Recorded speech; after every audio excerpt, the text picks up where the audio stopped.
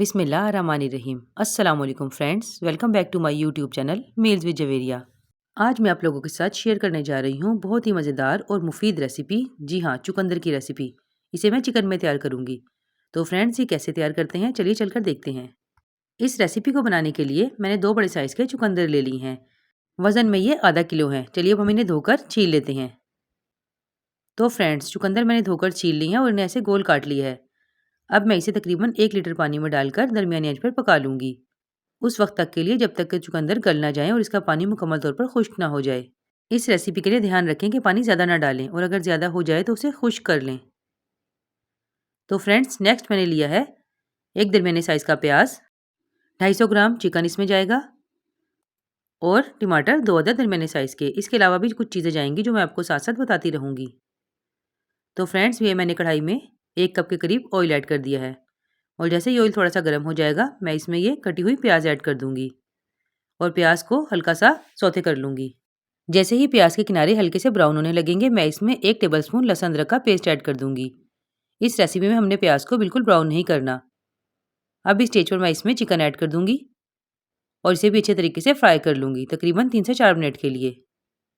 अब इस स्टेज पर मैं इसमें कटे हुए टमाटर ऐड कर दूँगी और इसे भी मज़ीद 1 मिनट के लिए यूँ ही पका लूँगी। ये रेसिपी बनाना बेहद आसान है और खाने में बहुत ही मज़ेदार बनती है। इसका जायका थोड़ा मीठा होता है। आप सभी जानते हैं कि चुकंदर खून बनाने के लिए इस्तेमाल होते हैं। अब मैं इसे कवर करके 5 मिनट के लिए पकने के लिए रख दूंगी। तो फ्रेंड्स, 5 मिनट के बाद ये देखिए टमाटर काफ़ी नरम हो गए हैं। अब मैं इन्हें चम्मच की मदद से इस तरीके से मसलते हुए प्याज के साथ मिक्स कर लूँगी ताकि इसकी अच्छी सी ग्रेवी बन जाए। अब मैं इसमें 1 टीस्पून लाल मिर्च पाउडर, 1 टीस्पून नमक, हाफ टी स्पून धनिया पाउडर और 1 चुटकी हल्दी ऐड कर दूँगी और इसे भी अच्छे तरीके से मिक्स कर लूँगी और इसकी मज़ीद 2 मिनट के लिए भुनाई कर लूँगी। तो फ्रेंड्स, इस स्टेज पर मैं इसमें ऐड करूँगी हाफ गिलास के करीब पानी और इसे अच्छे से मिक्स करूँगी और ढक्कन ढककर 10 मिनट के लिए धीमी आंच पर पकने के लिए रख दूँगी। तो फ्रेंड्स, 10 मिनट के बाद ये देखिए पानी तकरीबन खुश्क हो गया है और घी भी ऊपर आ गया है, मतलब ये बिल्कुल भुनाई पर है। अब मैं इसकी मज़ीद 3 से 4 मिनट के लिए बहुत अच्छी सी भुनाई कर लूँगी और चम्मच को मैंने इस तरीके से दबा दबा कर चलाना है ताकि टमाटर और प्याज अच्छे से मिक्स हो जाएं और ग्रेवी बिल्कुल फाइन बन जाए। तो फ्रेंड्स, ये भुन गया है। इस स्टेज पर मैं इसमें ये चुकंदर ऐड कर दूंगी। चुकंदर जैसे ही गल गए थे और पानी खुश्क हो गया था, मैंने इन्हें ग्राइंडर में डालकर ग्राइंड कर लिया। इसे मैं शूट नहीं कर पाई, इसके लिए माजरत।